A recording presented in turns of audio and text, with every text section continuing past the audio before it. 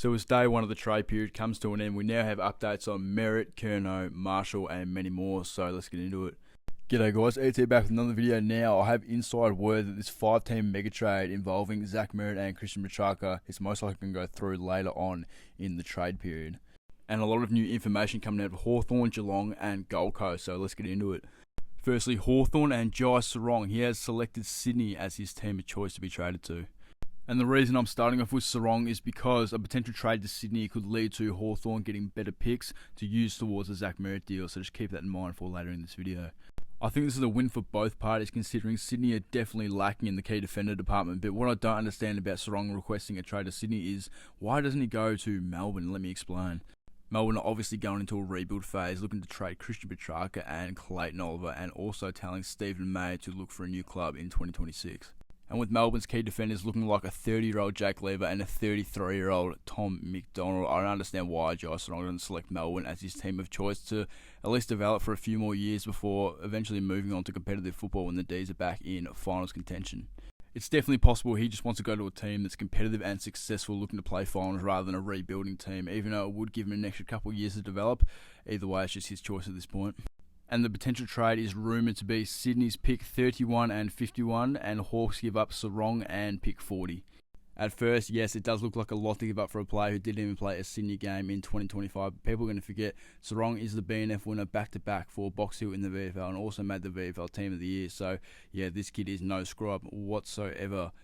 Sticking with Hawthorn, next we have Henry Hustwaite, who has had interest from Richmond and Essendon. I think there's a 90% chance Hustwaite moves on in 2026 unless Hawthorn don't land Zach MERRETT and the direction goes another way. But for the most part, I think Hustwaite is most likely going to be included in the trade for MERRETT to Hawthorn. Next is Charlie Curnow, and Sydney have said that Curnow is their top priority in this year's off-season. Curnow is obviously going to require multiple first-round picks to get the trade done, and at the moment Sydney have picked 10, 31, 51 and 69 in the 2025 draft. And the potential trade so far is looking like pick 10 in this year's draft, a 2026 first and second, and a 2027 first, which is probably good for Curnow, considering Sydney are going to be pushing for finals, and those picks are probably going to be around 10 to 15. So I feel like that's a reasonable trade, 3 first and a second. Geelong have also shown very strong interest in Curnow, but they are currently pursuing Curnow and Rowan Marshall from Saints.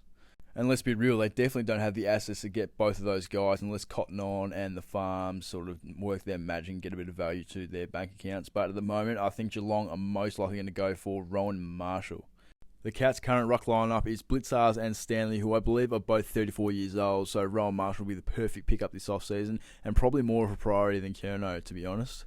Yes, I would prefer to take Curnow first, definitely 100%, but at this point they sort of need a ruckman more than a tall forward. So I think the trade could possibly be pick 18 and a future second from Geelong for Rowan Marshall and a future second from St Kilda. That's just what I've seen and the rumours going around, so I feel like it will be close to that if anything. Now I'm going to rapid fire the next few. We have Jack Steele from St Kilda going to the Eagles or Bombers at the moment. A straight swap for Liam Ryan with the Eagles would be pretty good for both parties, but I think Essendon are probably the most likely to get him. And if not, I feel like he could stay at St Kilda. He's definitely a great player for St Kilda. Obviously, their captain, averaging over 20 touches and one of the best tacklers in the comp. So I think just his experience and leadership going into next season is going to be super valuable for the Saints. So I hope they keep him, to be honest.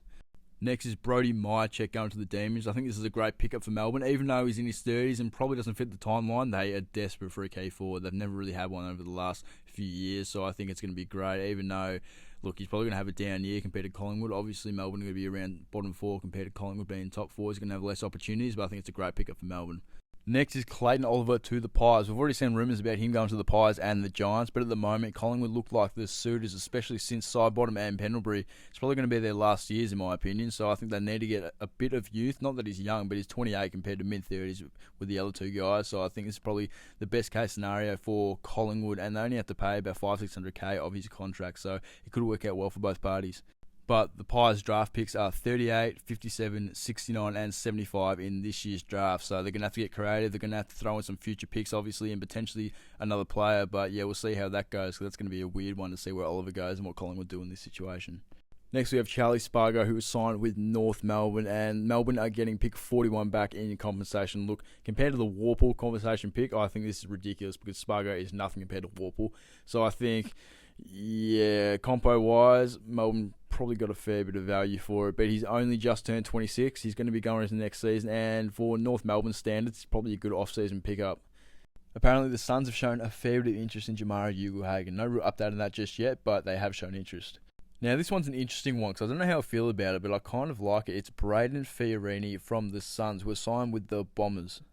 He's only just turned 28. Last season with the Suns, he averaged 21 and 4 score involvements over 18 games. I feel like it's a solid pickup for the Bombers, especially for Essendon standards.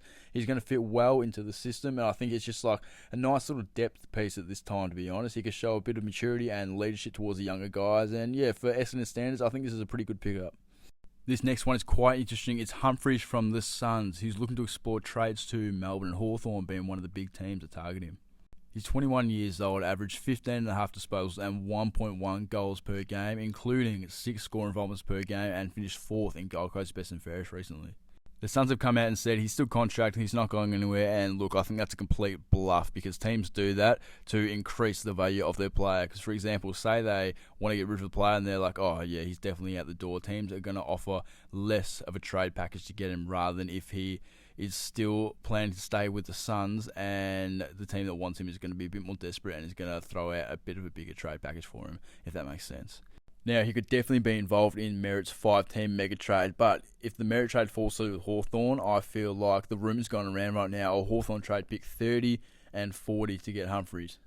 Look, I don't think it will be that exact trade, but it'll be similar to that. That will be the foundation of the trade, for example. Maybe Hawthorn throw in an extra pick and Gold Coast throw in a less valuable pick from their end and get the deal done. But it's going to be something like that. That's just foundation, I believe.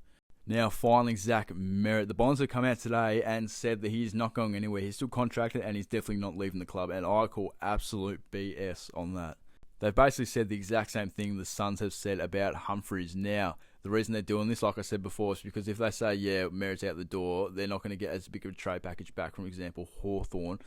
Rather than Essendon saying, yeah, he's definitely going to stay, that means Hawthorn are going to have to throw out a bigger trade package to get him. I believe this trade is going to go down on the last or second last day of the trade period, and I feel like trades like the Sarong trade to Sydney is going to happen first, because Hawthorn could potentially get a better pick put towards this Merrett trade, for example. So I feel like this is going to be well towards the end of the trade period. Now, I'll show you the potential 5-team trade in just a second, but from Essendon's perspective, what if they don't trade Merrett? Like, what are you doing as an Essendon club? Like, what are you doing? Seriously, why would you not trade Merrett, get 2 to 3 plus a player minimum back for him? And because if not, what, you're going to hold on to him for 2 more years, and then he's either going to retire or get traded for 1 first-round pick, or maybe a first and a second in 2 years' time. We don't know. He could do his knee and never play again. So if Essendon don't pull the trigger and actually do this trade, I think they're going to get back 2 first-round picks, potentially in a 5-team trade, 2 top 10 picks. So let's get into it now. Now, I did this 5-team mega trade scenario in my last video, but it's now been updated. Last video was more of a hypothetical, and in this video it's more like, yeah, it might actually happen now. Like, there's a very good chance it's going to happen. Instead of looking at it from a whole, just look at separate teams individually. For example, Hawks get Merrett for pick 8, 30, 40, and Husway. And like I said earlier with the Sarong trade, it could potentially be pick 31 over 40. So that could be a big difference in this trade. And in this trade, I have Essendon getting pick 7, pick 8, and Henry Huswaite for Zach Merrett. Now, their draft hand after this trade is going to be pick 4, 5, 7, 8, 20, and 26.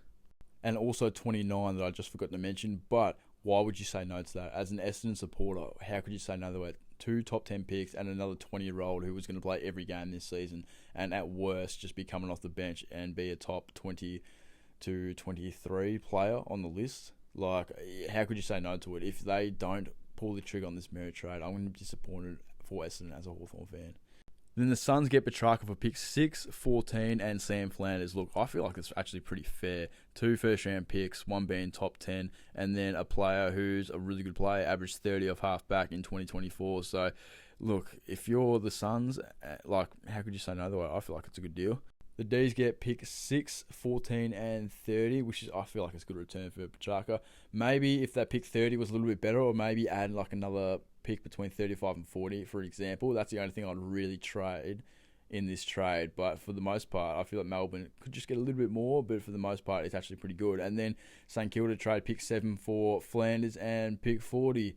So, yeah, hypothetically, this is going to be the foundation. You can add a second round, a future third, whatever you want. It's going to be different for absolutely everybody. But if you just want to add look, a future second to a team that's lacking in this trade, and then maybe take away just, I don't know, the worst pick for the team that's benefiting the most.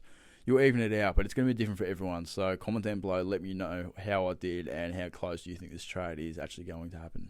Also, I've had quite a few people saying this trade is just stupid, unrealistic, it's never going to work. Don't forget, the teams that want players in St Kilda and Flanders, Gold Coast, Petrarca, Hawthorn and Merrett, all these teams have a top 10 pick, plus another second round pick. So realistically, it'd be stupid not to do this. Every team benefits slightly more than what they would otherwise.